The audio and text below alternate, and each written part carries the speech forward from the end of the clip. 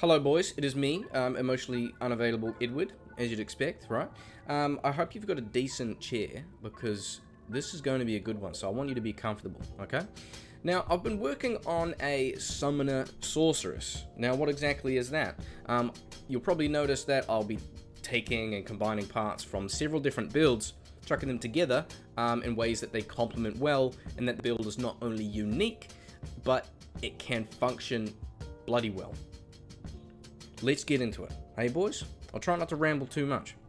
Now, the Summoner Sorceress is going to be getting the summons from Eternity. We need to build this bugger in a non-ethereal weapon so we can recharge the charges, right? Which is the level 8 revives. So the aspect is, we're going to be summoning 8 revives, we're going to be enchanting them with our high plus skill gear, so Flickering Flame, Almost Robes, +2 here, +2 from Spirit, etc. We're giving them close to 4,000 damage per hit. So we're going to be teleporting around with an army of 8. Each of them is doing about 4k damage, fire damage, and that's not even including the mercenary yet, not even including what else we've got in store. So, what else are we going to be doing besides that? So that's the summoner part, but what else do we bring to the table?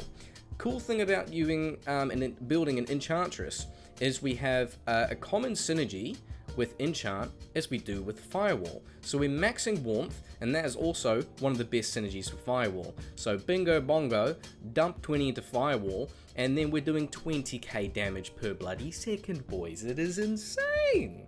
Now for our leftover points is what you'd expect, right? So static is kind of a must in certain scenarios, and then telekinesis, energy shield.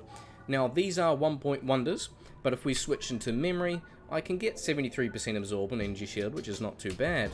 But the reason why I took skills out of here is to bump up my damage even further, lads. So I've chucked 19 into Hydra so I can have faster output of damage paired with higher FCR. As you can see over here, I've got 123. Sorry, I think I've got 125 with my proper setup here. So I can be casting Firewall, repositioning my minions, and then also spamming Hydra and just absolutely nuking mobs. Bloody brilliant. Mercenary is what you'd expect, so he's going to be bringing the kind of physical damage on his front with the Earth Infinity, pairing Fortitude and then an Andes, as you typically expect on most Act 2 mercenaries. I've tested a few different setups, and I kind of like the benefit of having Holy Freeze, right? The other option being a close second would be Might, which I'm kind of, flick in between. But the reason why I like Holy Freeze is it helps with slowing down the mobs. It makes it a bit easier to reposition the 8 revives that we have in our little summon army, which we'll gather up in a second. But it also slows enemies and chills them, so they're standing on our line of firewall for longer, and it increases the chances that they're going to take extra ticks of damage before they walk outside that radius of that skill, right? So we're on players 1 now. Let's crack on into it. Let's go into Frigid Highlands, and then we'll bump up the player count and move through some different areas, right? Load screen, gotta love it. Another thing that's great about this build is we can easily change out a few different pieces of gear to increase the magic find. So we could put on an Enigma here, still benefit from plus skills, get magic find. So if we put like Enigma, War Travs here, and if we get a 40% Geeds, that is easily over 200% magic find already. Just like that, boys. So I'm going to switch to my memory, I'm going to buff myself up. Let's enchant the mercenary so he can get a slightly bigger dick enchant at 4400. And then we're swapping back to these boys here. So we're back on, right? So this is players 1. This is 26k firewall, which is by itself is kind of ridiculous if you ask me. But let's get these boys up, ready to go. Okay, we're cooking. Alright, we're cooking now. So the most tedious part of this build is keeping on top of your little army that we have. So in certain areas it's kind of vital to be teleporting in with a whole bunch of these.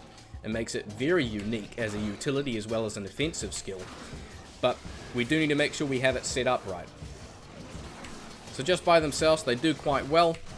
But when you target them on one spot in a certain mob, it is bloody brilliant telestomping, and particularly telestomping and then chucking a firewall up their asshole, and then surrounding them by Hydras, we're doing a significantly high amount of damage output. Now, let's chuck this up. Let's go to players 4. Now let's go somewhere fun. Let's go to Halls of Pain and see if we can kill some more. Now I do need to be a little bit wary because I took out my energy shield points and my telekinesis so I can buff up my Hydras, but the damage output is really good. But you don't have to do that. You really don't. You can save your points in Hydra just here, right? And then just put it into telekinesis and energy shield and you've got more defensive setup. It really works fine. But I just did this because it was fun and I wanted to show you guys the strongest variant of this that you can possibly do.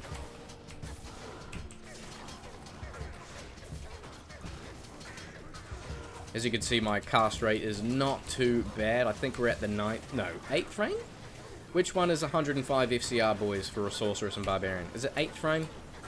Either way, it is exactly what I would recommend. Higher, faster cast rate means we can lay out the Hydras faster, we can lay out everything faster, and deal more damage more quickly, right? It's the same aspect with Assassins. You want decent attack speed, so you can lay out your traps faster than usual. Makes sense. Needlethark is dead. Easy peasy. Oh, let's have a slight chat with Marlis. You can get rid of this poison, and then we can kind of bump it up a little bit more. Let's go to Players 8. I'm feeling pretty tasty, boys. How about you? I might need to get some minions in a second, but we'll see. We'll see. What's somewhere cool that we can go to? How about Arcane Sanctuary is kind of fun. I like showing that in Players 8. And you know what? Maybe let's do Baal. Let's do Worldstone Keep next as well.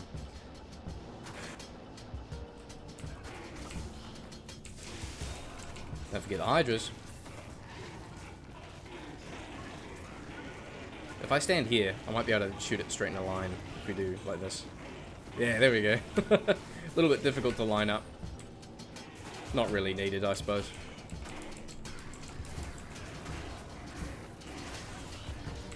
Here we are. So those boys are down. Let's get some more revives.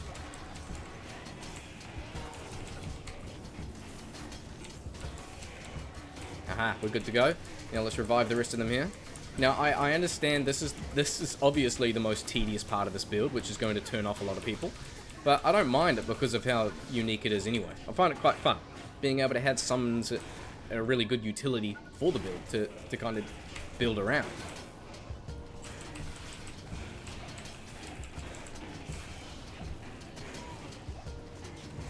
Not bad, so we can handle some immunities. Good stuff. I thought that was a Sur rune. My god. I found enough high runes on offline. I don't really want to find any more. Going pretty well. So, I want to touch on... I want to show cows, right? I want to touch on that quickly. And then I think we'll go to Worldstone Keep. So, it'll be a slightly longer one, but I'll make sure I chuck some headers down the bottom so you guys can click into seeing whichever part of gameplay you'd like to see. So, let's go over to Stonyfield. And again, this is Players 8. Okay, Players 8. I'm going to go through and kill Baal on Players 8 as well. Do I have this in the map? Do you know, it took me several years to figure out that Stonyfield... here we are. The portal is always visible from the path. Sometimes I would just spend hours just running around the entire map, like the edges, trying to find it. I'm always learning new things. Every week about this build, about this game, sorry, I really am. So Players 8 cows. Let's go.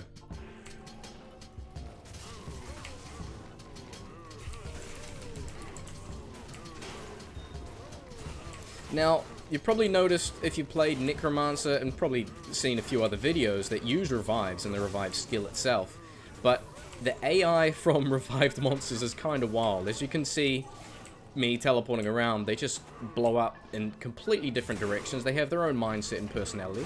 It is fucking insane. That is why it's really good to tally stomp. So tally stomping is really important with this build to benefit the max enchant damage on all of our minions. So we want to make sure we have the right setup to take advantage of that. So make sure we have high resistances, and we also have high faster hit recovery too. So we have over 86% which is extremely important, because we need to be up close, tele-stomping on a mob. I do not want to get caught out. I want to make sure my revives are actually doing what they need to do. Let's get some cows now, shall we? There we are. So I think the cows are slightly better AI than the bloody wraiths that we had before. Let's care a little bit more of these fellas down here, right?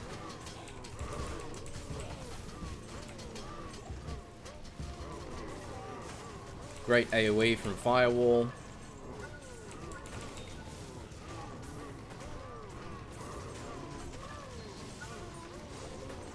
It's not always a bad thing when the revives just kind of split off and do their own thing. They do take aggro in all different areas, as you can see, and it's just really great to just control everything on the screen to stop from closing in on you, like this right here.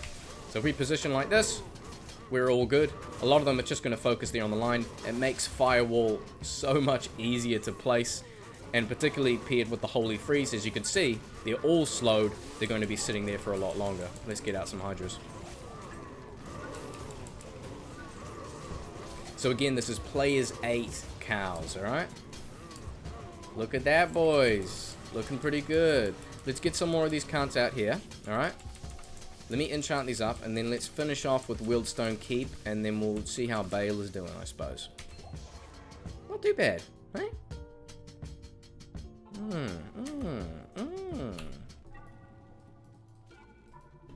Alright, let's go Worldstone Keep.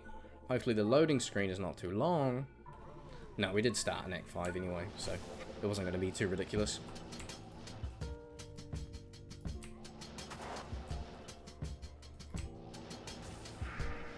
Here we are. Decent throne room. Look at that.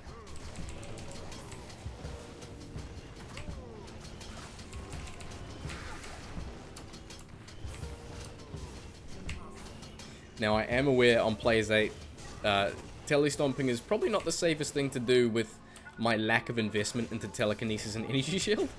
So, yeah.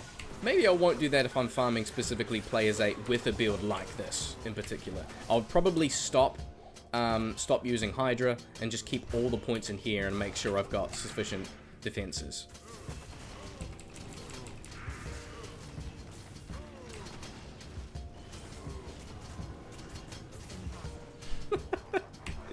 Oh, I love summons, boys. Oh, I do. It's so good. It is so good.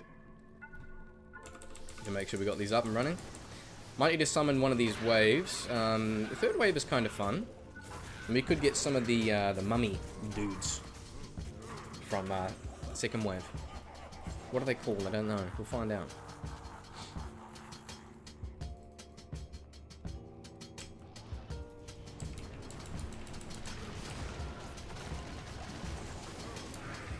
So this is Players 8.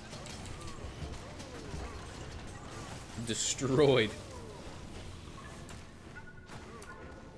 I'm liking that. Let's get a few of these boys up.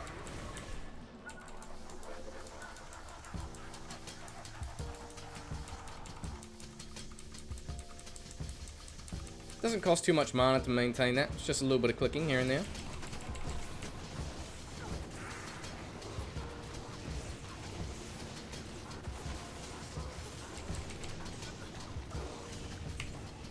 Okay, not bad. Not bad. Players 8. What can I say? Like, a lot of the damage is coming from Firewall, obviously, which is amazing, because we don't need to invest a shit ton to get that massive output of damage. So that leaves so much room for all the summons, the enchant, other utilities, and even options to switch out gear with like Enigma, War Trans, and Gauge, right? So we can get over 200% Magic Find. A lot of options and variations with this build as well. If you guys have any other ideas you want me to kind of switch in that you think the Summon Sorceress would really be complemented well with, let me know. I'd be happy to switch out some variants and try something else with this. It'd be quite fun. Alright, hopefully these boys can last.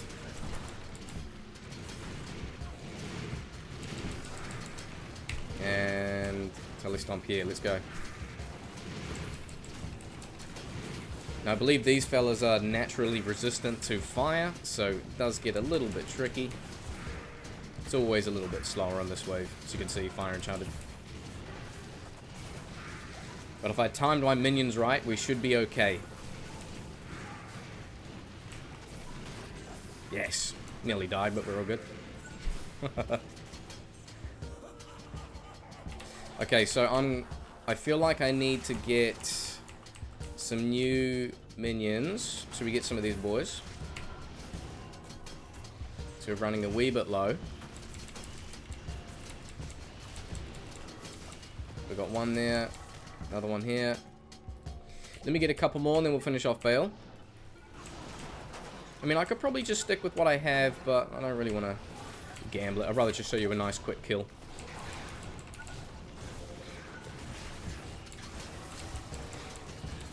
Death Lords are good.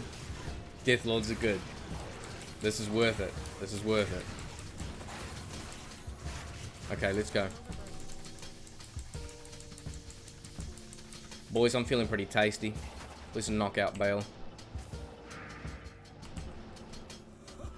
Come on, baby. So players 8 Baal.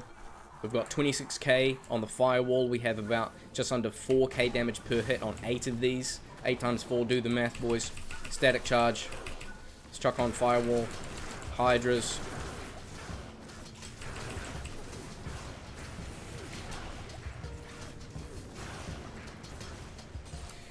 Players 8 Baal.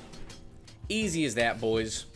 Summon Sorceress, Firewall, and Eternity Sorceress, whatever you want to call it. This is amazing. If you're getting bored of some other variations, you want an excuse to make some weird rune word like the Eternity and make it work. Even though some of you are probably like, oh my god, Billy, cringe, it's so expensive to repair. Well, mate, just pick up the Aught runes and chip gems that nobody picks up. They're all on the ground. Just do a couple of normal cows and then you don't need a bitch anymore. But there you go, boys. Another absolute slapper off meta build or variant that can easily clear players 8. Thank you. God bless.